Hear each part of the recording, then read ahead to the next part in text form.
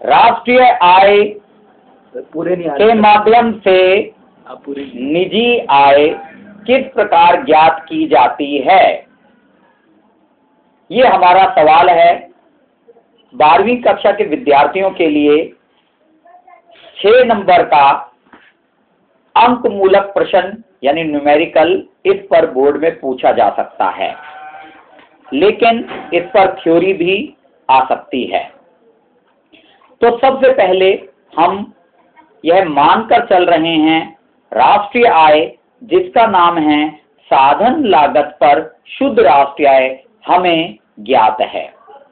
आय विधि, व्यय विधि या मूल्य वृद्धि विधि, सर्वप्रथम इन तीनों विधियों से हमें साधन लागत पर शुद्ध राष्ट्रीय आय, जिसे राष्ट्रीय भी कहते हैं, वो हमें ज्ञात हो चुका है। हम जानते हैं, हमें अपने पूर्व ज्ञान से यह पता है, आय विधि जिसमें कर्मचारी का पारिश्रमिक, परिचालन विशेष तथा मिश्रित आय और विदेशों से शुद्ध साधन आय को जोड़कर राष्ट्रीय आय बनती है, राष्ट्रीय आय ज्ञात होती है। जबकि व्यय विधि में निजी अंतिम भोग व्यय, सकल घरेलू पूंजी निर्माण, सरकारी अंतिम भोग व्यय तथा शुद्ध निर्यात, इन सबको योग करके बाजार कीमत पर सकल घरेलू आय प्राप्त होती है तथा जिसमें से मूल्यह्रास और शुद्ध अप्रत्यक्ष को घटाकर तथा विदेशों से शुद्ध साधन आय को जोड़कर व्यय विधि द्वारा राष्ट्रीय आय प्राप्त हो जाती है। इसी भांति राष्ट्रीय ज्ञात करने की तीसरी विधि मूल्य वृद्धि विधि है, जिसे उत्पादन विधि के नाम से भी जाना जाता है। इस विधि में सर्वप्रथम बिक्री तथा स्टॉक में परिवर्तन को जोड़कर बाजार कीमत पर सकल उत्पाद का मूल्य ज्ञात किया जाता है। फिर इसमें से मध्यवर्ती भोग को घटा दिया जाता है। मध्यवर्ती भोग में सभी प्रकार के फर्मों के द्वारा जो क्रय किए जाते हैं, चीजें खरीदी जाती हैं, वो मध्यवर्ती भोग में शामिल की जाती हैं। लेकिन विशेष ध्यान रहे कि वे मशीनों के क्रय को, क्योंकि ये मशीनें स्थायी पूंजी हैं, अतः इन्हें मध्यवर्ती भोग में शामिल नहीं किया जाता। इन सभी क्रय जिनसे मध्यवर्ती भोग बनता है, इस मध्यवर्ती भोग को बाजार कीमत पर सकल उत्पाद के मूल्य में से घटाने पर बाजार कीमत पर सकल मूल्य वृद्धि ज्ञात होती है। बाजार कीमत पर सकल मूल्य वृद्धि जो ए फर्म की है, इसी भांति कोई दूसरी बी फर्म की भी हमें मूल्य वृद्धि प्राप्त हुई, उसी भांति हमने सी की भी ज्ञात करी। अर्थव्यवस्था में जितनी फर्में हैं, सभी फर्मों की मूल्य वृद्धि को जोड़कर बाजार कीमत पर सकल घरेलू आय का आकलन किया जाता है। बाजार कीमत पर सकल घरेलू आय की गणना की जाती है। अर्थात हम यह कहना चाहते हैं, अर्थव्यवस्था में जितनी भी फर्में हैं, उन सब फर्मों का बाजार कीमत पर सकल मूल्य वृद्धियों को जोड़कर बाजार कीमत पर सकल घरेलू आय प्राप्त हो जाती है। इस प्रकार बाजार कीमत पर सकल घरेलू आय को पुनः राष्ट्रीय आय बनाने के लिए हमें इसमें से मूल्यह्रास और शुद्ध अप्रत्यक्ष कर को घटाना होगा तथा विदेशों से शुद्ध साधन आय को जोड़ना होगा, जैसा हमने व्यय विधि में करा था, और हमें साधन लागत पर शुद्ध राष्ट्रीय आय प्राप्त हो जाएगी। इसी साधन लागत पर शुद्ध राष्ट्रीय आय को वास्तविक राष्ट्रीय आय कहते हैं। इस प्रकार से किसी भी विधि से राष्ट्रीय ज्ञात हो जाने के बाद अब हमारा आगे का सफर निजी आय, व्यक्तिगत आय, व्यक्तिगत प्रोज्य आय के लिए है। राष्ट्रीय ज्ञात हो जाने के बाद राष्ट्रीय आय में से सर्वप्रथम हम जानते हैं, राष्ट्रीय आय में मैं अपनी फिंगर्स के माध्यम से आपको दिखाता हूं। राष्ट्रीय आय में एक सरकार का हिस्सा है और एक निजी क्षेत्र का। जो निजी क्षेत्र का हिस्सा है, इसे बोलते हैं राष्ट्रीय उत्पाद से निजी क्षेत्र की उपार्जित आय। ये राष्ट्रीय आय का वो भाग है जो निजी क्षेत्र को प्राप्त हो रहा है, जबकि दूसरी तरफ हम राष्ट्रीय का वो भाग बता रहे हैं जो सरकारी क्षेत्र को प्राप्त हो रहा है। इसे बोलते हैं राष्ट्रीय क्षेत्र, राष्ट्रीय आय का वह भाग जो सरकारी क्षेत्र को प्राप्त होता है।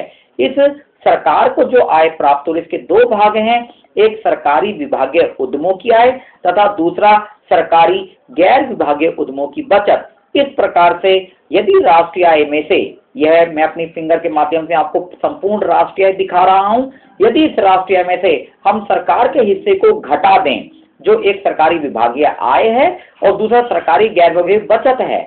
सरकारी विभागीय आय, वैसे पेपर में इसका नाम हो सकता है थोड़ा व्यापक रूप में, बड़े रूप में लिखा हो, जैसे पेपर में हो सकता है लिखा हो राष्ट्रीय आय का वह भाग जो सरकारी विभागों को संपत्ति व उद्यम वृत्ति से प्राप्त होता है, तो भी वो सरकारी विभागीय आय है।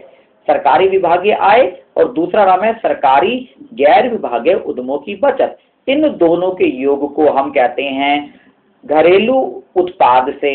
यहाँ पे घरेलू उत्पाद भी बोला जा सकता है और राष्ट्रीय उत्पाद भी बोला जा सकता है, क्योंकि सरकार के क्षेत्र में NFIA शून्य होता है, NFIA नहीं होता है। NFIA मतलब विदेशों से शुद्ध साधनाएं, यानी इस बात का अर्थ यह है, यह जो मैं दो फिंगर आपको बता रहा हूं, इन दोनों के योग को बोलते हैं राष्ट्रीय उत्पाद का वह भाग जो सरकारी क्षेत्र को प्राप्त होता है।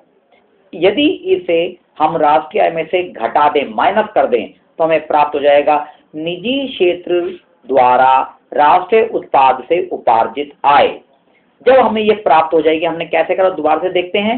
राष्ट्रीय आय में से इन दोनों हिस्सों को जब घटा दिया जाए, सरकार की दो आय को, तो हमें प्राप्त हो जाएगा निजी क्षेत्र की राष्ट्रीय उत्पाद से उपार्जित आय।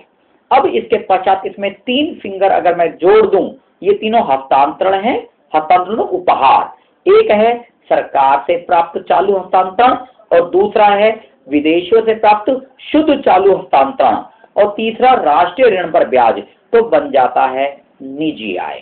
निजी आय बनने के बाद इसमें से निगम कर और निगमित बचत को घटा दिया जाए तो व्यक्तिक आय आ जाता है।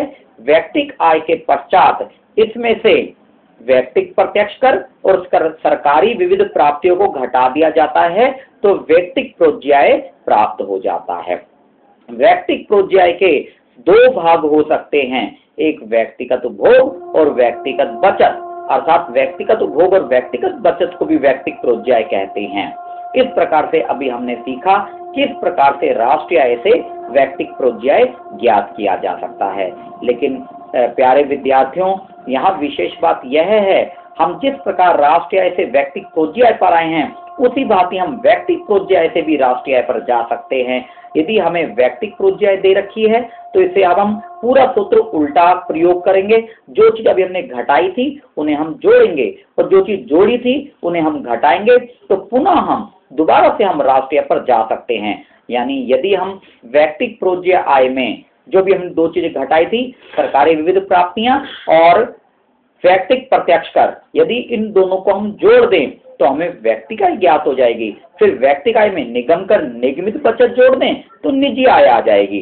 फिर निजी आय में से हम तीन चीज घटाएंगे जो तीनों हस्तांतरण थे, और उसके बाद में इन तीनों को घटाकर हमें ज्ञात हो जाएगा निजी क्षेत्र की राष्ट्रीय उत्पाद से उपार्जित आय। उसमें अगर हम सरकार की दोनों जो आय हमने बताई थी जोड़ दें तो राष्ट्रीय आय बन जाएगी। इस प्रकार से हम राष्ट्रीय आय से व्यक्तिक प्रोज्याय और व्यक्तिक प्रोज्याय से राष्ट्रीय आय ज्ञात कर सकते हैं। समाप्त।